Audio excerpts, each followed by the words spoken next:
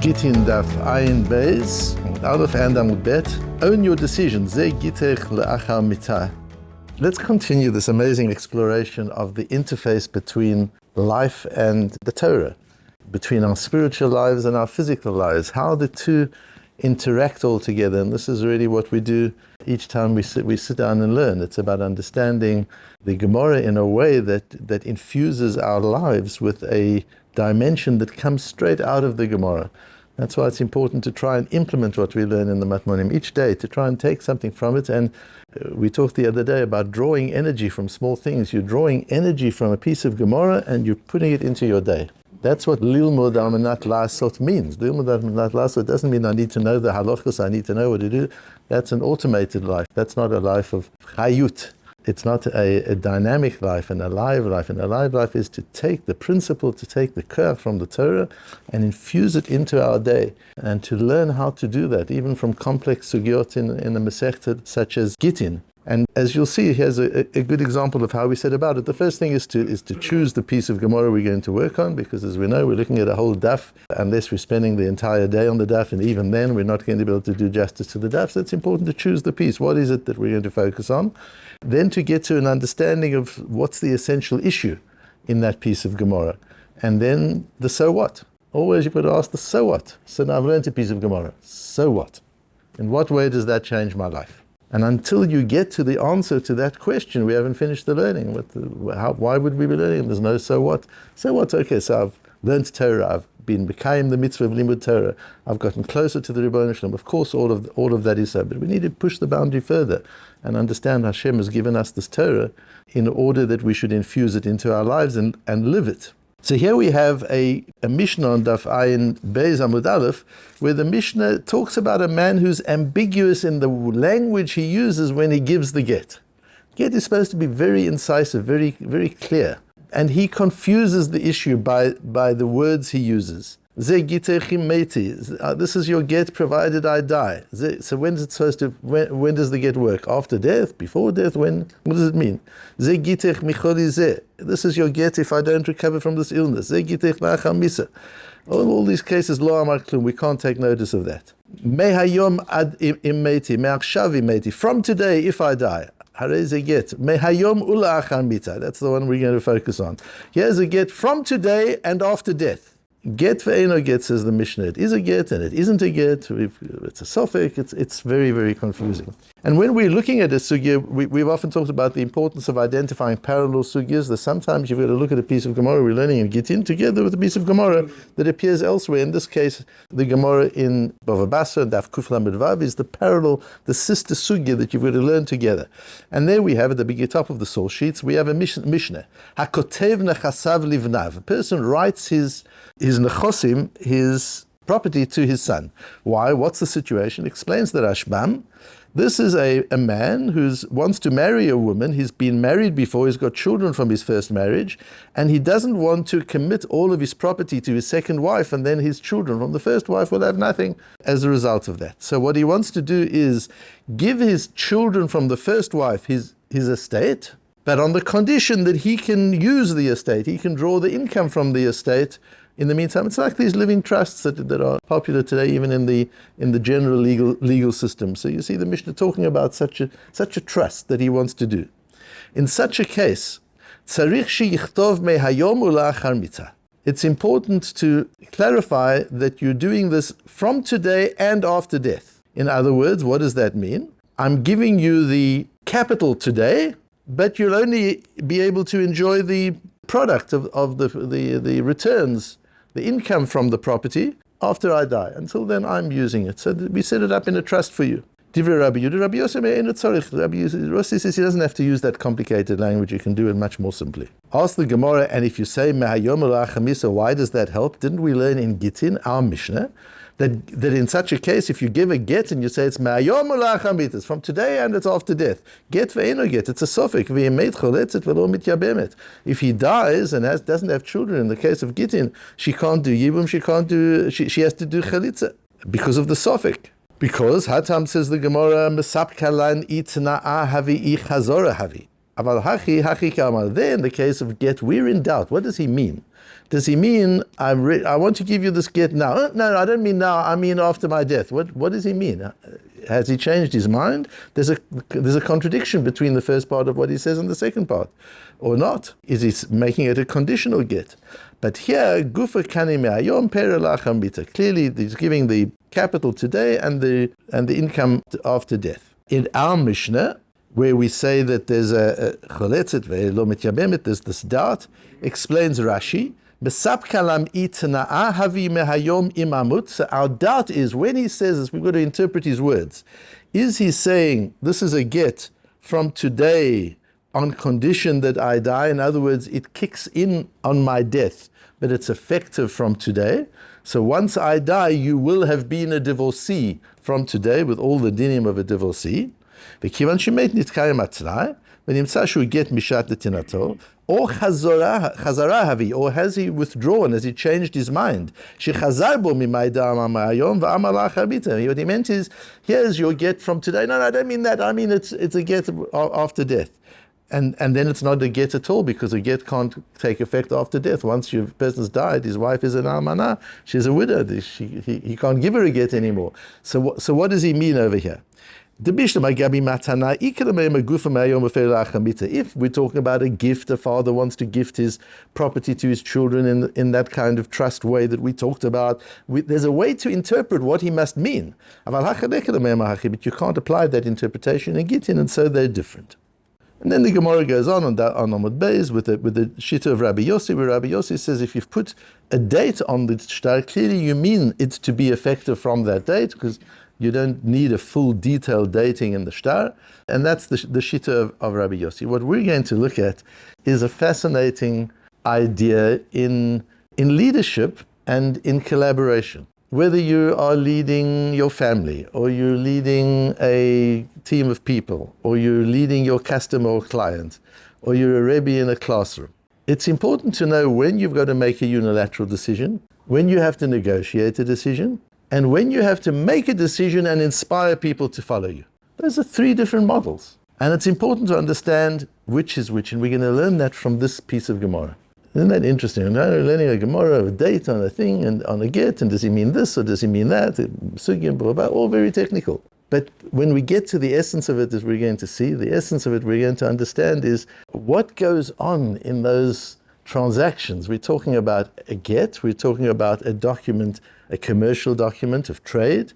Both of them are issues of collaboration, the relationships. And we're going to look at Kiddushin as well. And the source of the idea comes from the Torah's Gittin. The Torah's Gittin is the Nesivos. The Nesivos is the Rav Milisa, we know him as, who lived in that wonderful time, Torah time, end of the 18th century, beginning of the 19th century, where you've got Rabbi Kiva Eger, and you've got the Chassam Sofer, and you've got the Ktsois HaChoshen, and you've got the Nesivos HaMishpat, and you've got the Vilna Gaon. It's an amazing period of Jewish history in terms of Torah. And the Rav Milisa wrote a sefer after the Ktsois HaChoshen came out with his groundbreaking new methodology of learning.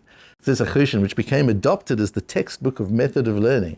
The Nesivos wrote a different approach to learning, both of them on Choshen Mishpat, both of them on the area of commercial law.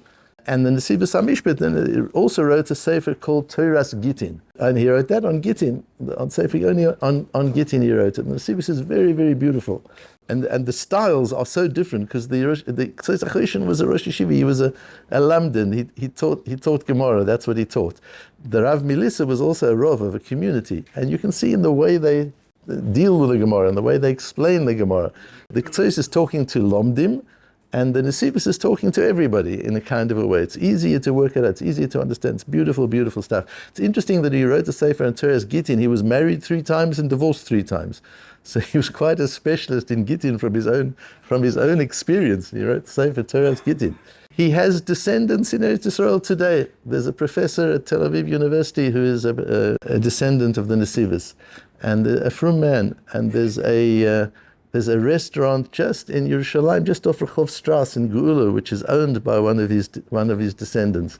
These people are around. It's interesting to know there's a connection with despite the terrors of the Holocaust and what happened, there are connections, and one needs to try and find these connections and engage with them. Anyway, what the Teres Gittin does on the next page of the source sheet is he deals with the Ramban's question of exploring the difference between get and kinyan. So get is a document, and you can have a commercial document in a transaction. In our issue here, the difference is when a person says mehayom ula'achar mitta, this double language of it should apply from now and after death. Where in the case of Gittin, we say we don't know what you mean, this is a suffix. Whereas in the case of the trust, the father giving the gift to the children, we know exactly what you mean. You mean the capital is given to you now and the profit is given to you later on.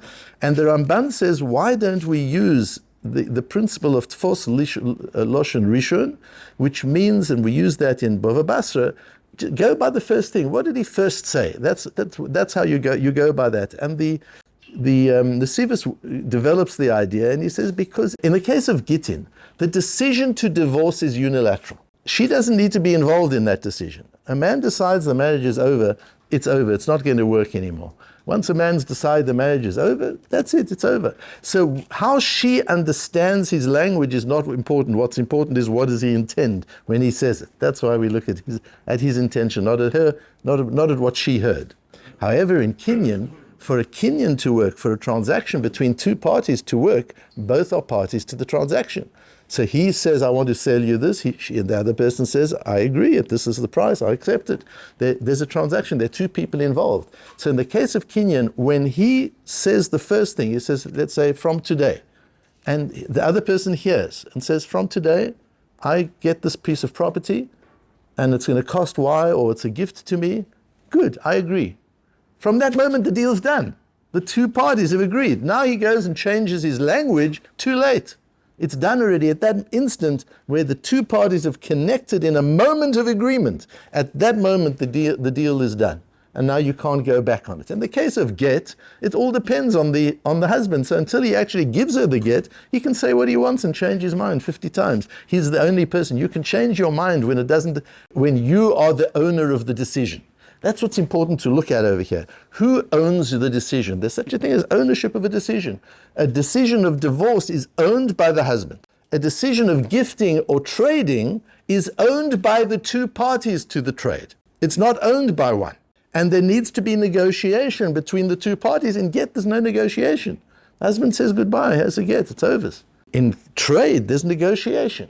Ask the Nesivos, what about Kiddushin? Kiddushin, we also say we don't go after the first language. So if he changes his mind, we don't say, well, she's already accepted it based on the first thing. Kiddushin kind of is a hybrid. It's somewhere in between. Explains the Teres Gittin that in Kiddushin you've got a third model. Kiddushin is, it's his, he owns it. You've got to say, Hareyat Mekudeshet Libet Habad Zu Kedat Moshe V'Yisrael. If a man doesn't say that, nothing happens. He's got to initiate it. But unless she agrees, his initiation is worthless. So we have three situations, three scenarios. We have Gittin, where the husband owns the decision unilaterally. We have trade, where the two parties own it collaboratively. And we have Kiddushin, where the husband owns it but needs the wife's acquiescence. So let's move this over to a situation of day-to-day leadership. There are times when a leader needs to know, I've got to make a decision. This is not to be negotiated. I don't have to inspire you to follow me. I don't have to sell my decision to you. It's my decision. I own it. And one of these, and we see that where this is used is by Gittin, is particularly when you're breaking a collaboration. When you're ending a collaboration, you don't have to have a long discussion. If it's not working, it's not working. But we've had in the recent times a lot of people have been laid off. A lot of people have been let go, fired from their jobs. When one does that, you don't get into a long conversation because it creates a lot of confusion. You know, I think that we've had a good career here, but maybe it's time to consider something else. The employee is thinking to himself, what's going on? What does this person want? You've got to actually get to the point and say, I've made a very difficult decision and I'm really sad about it, but it's over. And you'll be leaving this afternoon and you'll meet with our HR department who will work out the best package that they can to make this as easy as they can for you. Overs, done. You don't have a negotiation. It just makes it more confusing and more painful to negotiate a divorce. Then you have a collaboration where you're already in collaboration. You've got a partner, you're trading, you've come together. And now you want to do something. You want a new initiative, you want to launch a new product. That's got to be negotiated. Everybody's got to be on board. You've got to sit around the table and everybody has to agree that together. And then there's Kiddushin, where you're initiating a relationship. Where you're initiating a relationship, you have to have the guts to make the decision. It's interesting how we get married in Torah and how the secular world does it. It's not, will you marry me? That's kind of playing it safe. And if she says no, you say, well, okay, you talk about it and then you go and find somebody else. That's not how it is. What does the man say? Harei at you are my wife. From now, you are my wife. And here's a ring I bought at Cartier. It cost me a fortune of money. I want you to have it because with this ring, I'm making you my wife. And she can say, over my dead body, take your ring and go. She can. He needs her to agree. And until she agrees, it doesn't work. But he's got to have the guts to make the decision. Not to say, what do you think? Maybe we should get married. That's what you do when you're in a relationship. Isn't it beautiful how once you separate it out, things become clear? If you're terminating a relationship, make the decision, be clear, over and done with it. If you're in a relationship, negotiate, bring people around, talk about it. If you're initiating a new relationship, have the guts to put your decision out there. Make a decision. I have decided I want this. And I want to persuade you that it's good for you too. I want to inspire you to follow me. And that's when you're starting something new. You're putting a new team together. Inspire them to follow you. The team's already together. Collaborate, negotiate, work together. It's time to break the team up.